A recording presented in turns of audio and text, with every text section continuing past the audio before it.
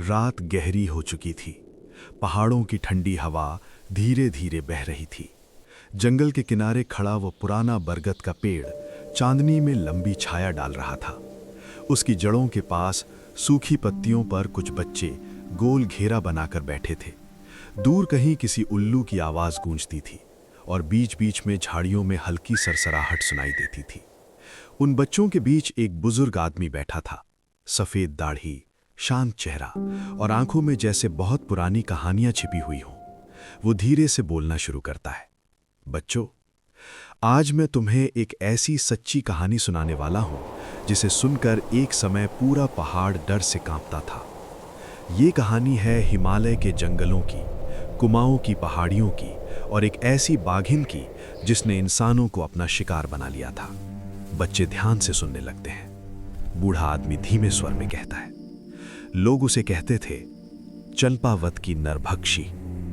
हवा कुछ पल के लिए शांत हो जाती है और ये कहानी है उस आदमी की जिसने आखिरकार उस डर का सामना किया।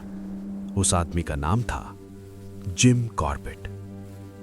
बूढ़ा आदमी कहानी आगे बढ़ाता है। ये बात आज से करीब 120 साल पहले की है। हिमालय की कुमाऊं पहाड़ियों में छोटे छोटे गांव बसे थे। लोग खेतों में काम करते थे, जंगल से लकड़ी लाते थे और अपने जानवरों को चराने दूर तक जाते थे। जंगल उनके जीवन का हिस्सा था। लेकिन एक दिन वही जंगल डर का घर बन गया। कहानी नेपाल के घने जंगलों से शुरू होती है। वहां एक युवा बाघिन रहती थी। वो तेज थी, शक्तिशाली थी और जंगल में उसका राज था। लेकिन एक दिन शिकार करते समय उसे गोली लग गई। उसके जबड़े में गहरी चोट आई और उसके दांत टूट गए। जंगल का नियम बहुत सख्त होता है। अगर कोई शिकारी जानवर घायल हो जाए तो उसके लिए हिरन या जंगली सुअर का शिकार करना लगभग असंभव हो जाता है और तब वो आसान शिकार ढूंढता है। जंगल में सबसे आसान शिकार होता है इंसान। पहला हमला नेपाल के एक छोटे से गांव में हुआ।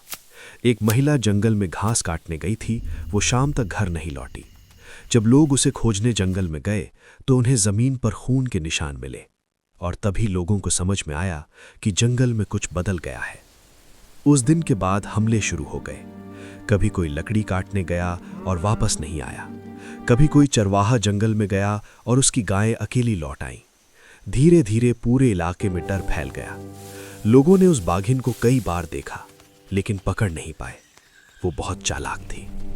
नेपाल सरकार ने कई शिकारी भेजे, जाल लगाए गए, लेकिन हर बार वो बच निकलती। महीने सालों में बदल गए और मरने वालों की संख्या बढ़ती गई। जब गिनती की गई तो पता चला कि 200 से ज्यादा लोग नेपाल में ही उसके शिकार बन चुके थे। आखिरकार सैनिकों को बुलाया गया। सैकड़ों सैनिकों ने जंगल को घेर लिया, लेकिन जंगल बहुत बड़ा था और बाघिन उससे भी ज्यादा चालाक। एक रात वो सैनिकों के घेरे से निकल गई और दक्षिण की ओर बढ़ गई। भारत की सीमा पार कर गई।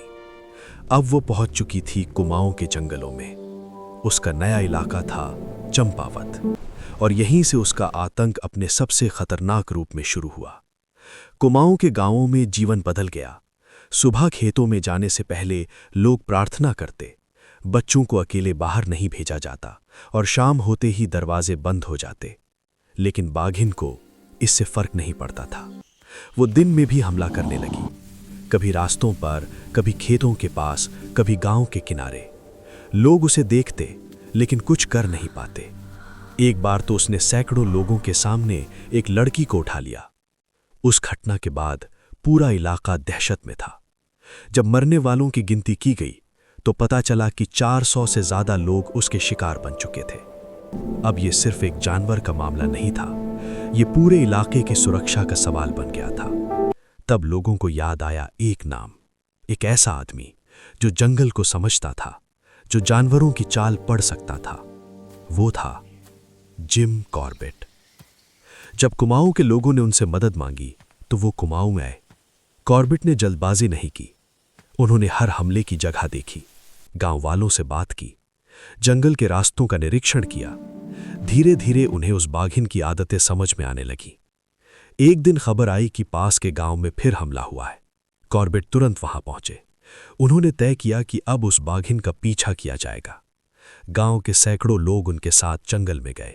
जंगल घना था, ऊंचे पेड़, गहरी झाड़ियां और हर तरफ सन्नाटा। कॉर्बेट धीरे धीरे आगे बढ़ते रहे। उनकी आंखें हर झाड़ी को देख रही थीं, क्योंकि नरभक्षी बाघ अक्सर शिकारी को ही घात लगाकर देखता है। कुछ देर बाद उन्हें ताजे पंजों के निशान मिले। इसका मतलब था बाघिन पास ही है। जंगल में अचानक पत्तों की हल्की आवाज आई। कॉर्बेट रुक गए। उन्होंने अपनी बंदूक कसकर पकड़ी।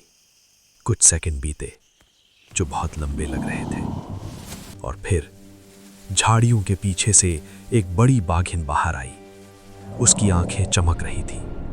उसके शरीर पर पुराने घावों के निशान थे। वो सीधे कॉर्बेट की ओर देख रही थी। जंगल में जैसे समय रुक गया। फिर अचानक बाघिन झपटी और उसी क्षण कॉर्बेट ने गोली चलाई।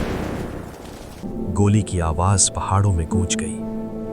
कुछ पल बाद सब शांत हो गया। जब लोग पास आए तो जमीन पर वही बाघिन पड़ी थी, चंपावत की नरभक्षी।